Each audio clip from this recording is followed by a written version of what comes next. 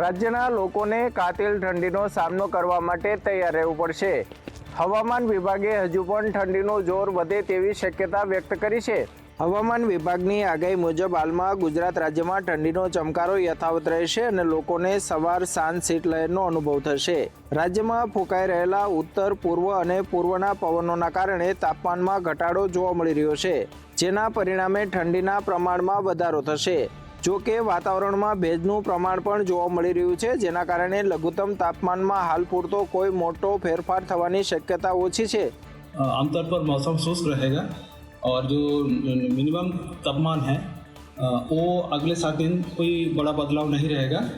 और कोस्टल में जो हमारा पवन का दिशा है उत्तर से उत्तर पूर्व दिशा में है, दोनों क्षेत्रों में ही गुजरात का जो off and along Gujarat coast है।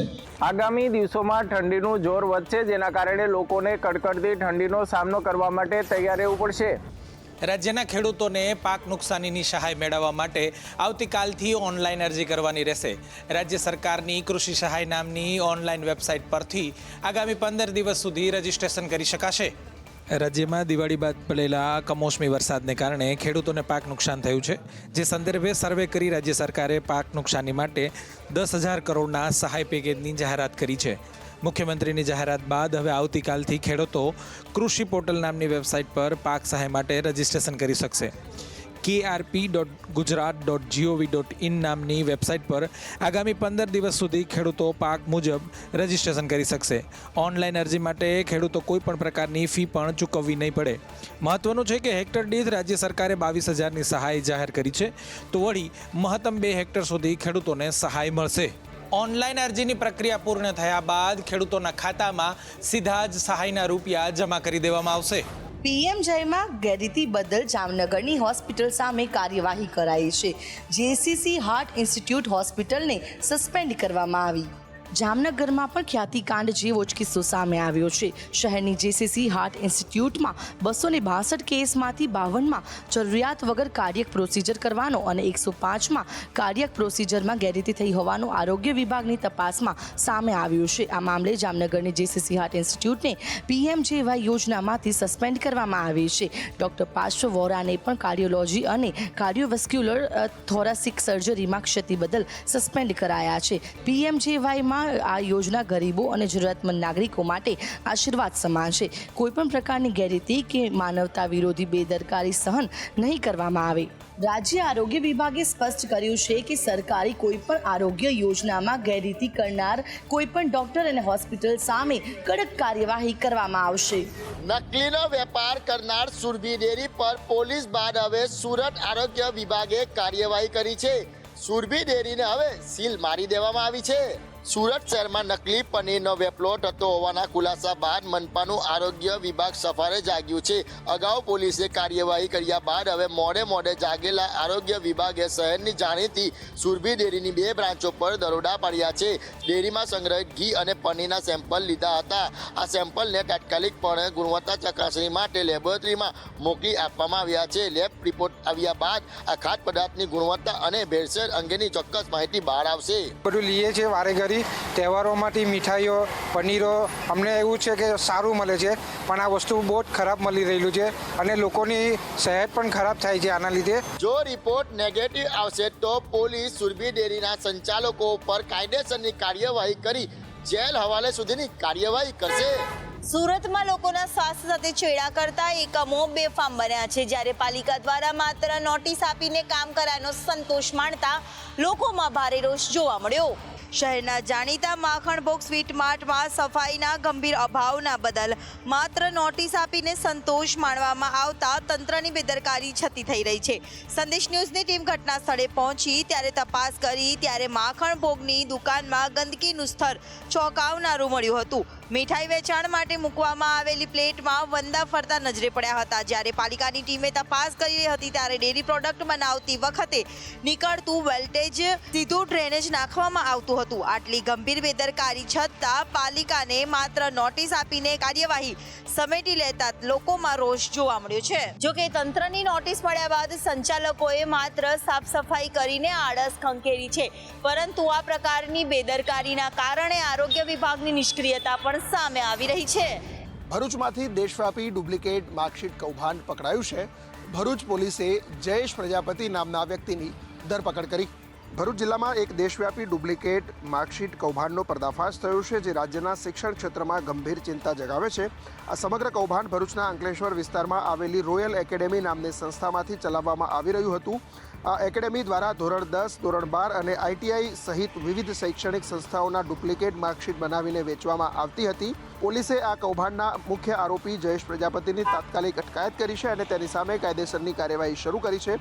પોલીસે એકેડેમીમાંથી પ્રિન્ટર, કોમ્પ્યુટર અને અન્ય સાધનો સહિતનો મુદ્દામાલ કબજે કર્યો છે. આરોપીની પ્રાથમિક પૂછપરછમાં એવો ચોંકાવનારો ખુલાસો થયો છે કે આ તમામ ડુપ્લિકેટ માર્કશીટ દિલ્હીથી છાપીને બનાવવામાં આવતી હતી, જે આ કૌભાંડના તાર આંતરરાજ્ય સ્તરે જોડાયેલા હોવાનું સૂચવે છે. ડુપ્લિકેટ માર્કશીટનું આ કૌભાંડ પકડાતા જ કેટલાય વિદ્યાર્થીઓ અને સંસ્થાઓની વિશ્વસનીયતા જોખમમાં મુકાઈ છે. રાજકોટમાં ગેંગવોરની ઘટનામાં અત્યાર સુધીમાં પોલીસે 17 આરોપીઓની ધરપકડ કરી છે. આજે મરઘા ગેંગના આરોપીઓનું પોલીસે સરઘસ કાઢ્યું. દિવાળી બાદ રાજકોટ શહેરની અંદર ક્રાઇમને લગતી એક બાદ એક ઘટના ઘટી હતી. તેમાં શહેરના મંગળા રોડ ઉપર સરા જાહેર પ્રગતિ હોસ્પિટલ પાસે ફાયરિંગની ઘટનાથી આખા રાજકોટમાં હાહાકાર મચી ગયો હતો. ગેંગવોરની આ ઘટનાને લઈને શહેર પોલીસ સફાળી જાગી હતી.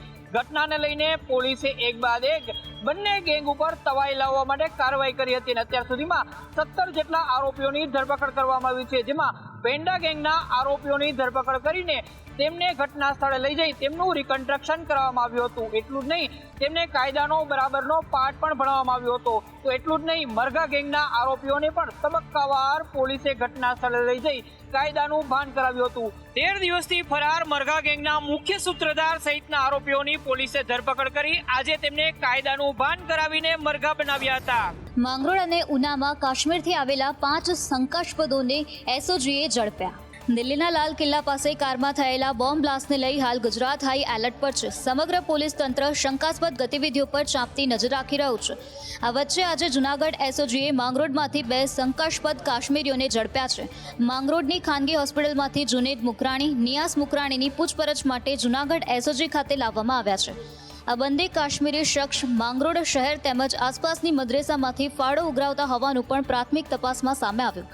આ ઉપરાંત ઉના તાલુકાના નવા બંદરમાં પોલીસે કાશ્મીરથી આવેલા 3 શખ્સની પૂછપરછ હાથ ધરી. પૂછપરછમાં સામે આવ્યું છે કે બંને શંકાસ્પદ કાશ્મીરના પૂંછ જિલ્લાના રહેવાસી છે. બંને ટ્રેન મારફતે 2 દિવસ પહેલા માંગરોળમાં આવ્યા હોવાનું જાણવા મળ્યું છે.